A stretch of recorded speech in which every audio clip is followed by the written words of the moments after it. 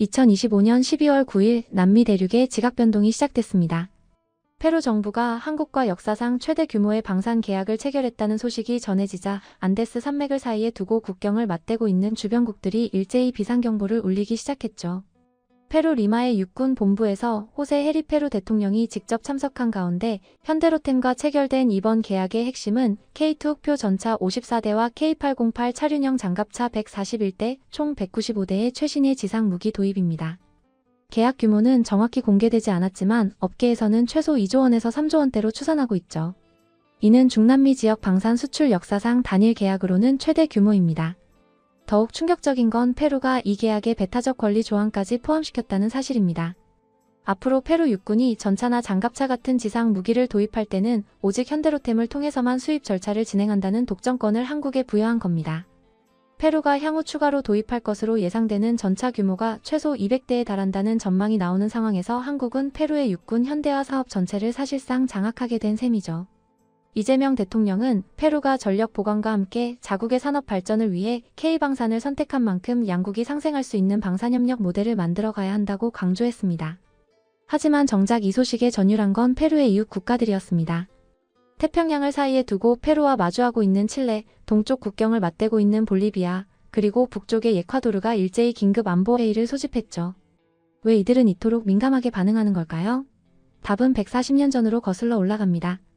1879년부터 1883년까지 계속된 태평양 전쟁에서 볼리비아와 페루 연합군은 칠레에 패배했습니다.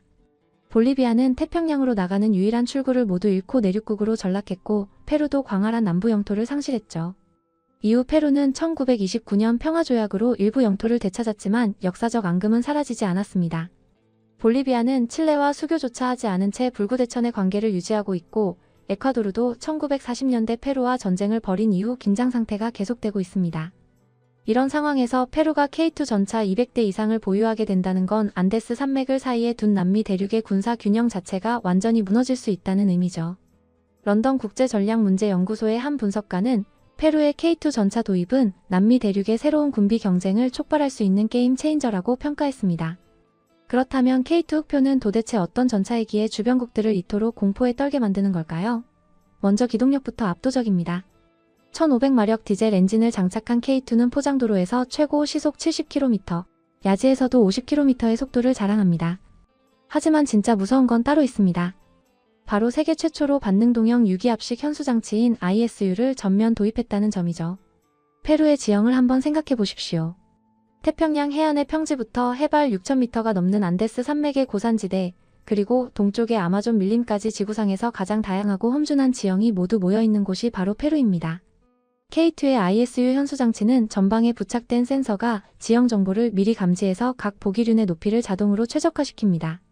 울퉁불퉁한 산악 지형을 달리면서도 차체에 가해지는 충격을 최소화하고 승무원의 피로도를 획기적으로 줄이죠. 더 놀라운 건 자세 제어 능력입니다. K2는 전후좌우 어느 방향으로든 차체를 자유자재로 움직일 수 있습니다. 한쪽 무릎만 꿇을 수도 있고 아예 엎드릴 수도 있죠. 안데스 산맥처럼 고저차가 심한 지형에서 산 아래에 있는 적을 공격할 때 차체를 낮춰 피탄 면적을 줄이면서 동시에 정확한 사격을 할 수 있습니다. 국제방산 전문지 제인스 디펜스는 K2의 ISU 현수장치는 안데스 산맥 같은 험준한 산악 지형에서 압도적인 전술적 우위를 제공한다고 분석했습니다. 여기에 자동장전 장치까지 갖춰 6초 안에 포탄을 재장전할 수 있고 분당 10발의 포탄을 쏠 수 있습니다. 120mm 55구 경장 활강포는 기존 K1 전차보다 관통력이 비약적으로 향상됐죠. 사격 통제 시스템은 표적을 자동으로 탐지하고 추적합니다. 전차가 험지를 기동하는 중에도 포탑은 독립적으로 움직이며 목표물을 정확히 조준하죠. 페루 국방부 관계자는 K2 전차는 우리의 다양한 지형 조건에 완벽하게 부합하는 무기 체계라고 밝혔습니다. 이런 괴물같은 전차 54대가 내년까지 페루에 배치되고 향후 200대 이상으로 확대될 예정이라는 소식에 주변국들의 위기감은 극에 달했습니다. 칠레는 현재 중고 레오파르트2 전차를 운용 중이지만 노후화가 심각한 상태죠. 설상가상으로 독일의 신형 레오파르트2 A8을 주문했지만 인도 시기가 최소 5년에서 9년 뒤입니다. 한국 K2는 계약 후 3년 안에 완료되는 반면 독일 레오파르트는 평균 7년 이상 소요되죠. 칠레 국방연구소의 한 연구원은 페루가 2026년까지 K2 54대를 인도받는 동안 우리는 속수무책으로 지켜볼 수밖에 없는 상황이라며 우려를 표했습니다. 볼리비아는 더 심각합니다. 2024년 6월 쿠데타 시도가 실패로 끝나면서 정치적 혼란이 계속되고 있는 데다 군사력도 남미에서 최하위 수준이죠. 태평양 전쟁 이후 140년간 칠레에 빼앗긴 해안 영토를 되찾지 못한 볼리비아로서는 이제 페루마저 압도적인 군사력을 갖추게 되면서 외교적 입지가 더욱 약화될 수밖에 없습니다. 에콰도르는 2024년 초부터 마약 카르텔 조직과 정부군 사이에 사실상의 내전이 벌어지고 있죠. 갱단들이 방송국을 점거하고 정부 요인들을 암살하는 등 국가 통제력이 극도로 약화된 상태입니다. 더욱 흥미로운 건 페루의 전략적 계산입니다. 단순히 K2 전차만 도입하는 게 아닙니다. 현대로템과 페루 국영 방산기업이 협업해 2차 물량부터는 현지에서 부분 생산을 진행할 예정이죠. 폴란드가 K2PL 버전을 현지 생산하며 유럽의 방산 허브로 도약한 것처럼 페루도 남미의 K방산 생산 거점으로 발돋움하려는 겁니다. 브라질 상파울루 대학교 국제관계학과 교수는 페루가 단순한 무기 수입을 넘어 방산기술 이전과 현지 생산까지 확보함으로써 남미 대륙에서 군사 강국으로 부상하려는 장기 전략을 추진하고 있다고 분석했습니다. 실제로 페루는 이미 2012년부터 한국제 KT 원고등 훈련기와 KA-1 무장 공격기를 도입해 운용 중입니다. 중남미에서 유일하게 한국제 군용기를 운용하는 국가죠. 지난해에는 K808 차륜형 장갑차 30대를 도입했고 이번에 141대를 추가로 계약하면서 총 171대의 K808을 보유하게 됐습니다. 최근 10년간 한국의 페루 방산 수출액은 5억 5천만 달러로 남미 전체 방산 수출액의 72.5%를 차지하죠. 이런 상황에서 주변국들의 선택지는 제한적입니다.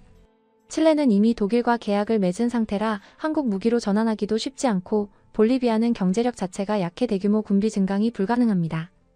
에콰도르는 내부 치안 문제 해결이 우선이라 외부 위협에 대응할 여력이 없죠.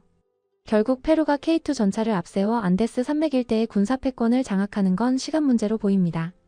특히 안데스 산맥의 험준한 지형에서 K2의 ISU 현수장치가 발휘하는 압도적인 기동력과 사격 능력은 그 어떤 경쟁 전차도 따라올 수 없는 수준이죠.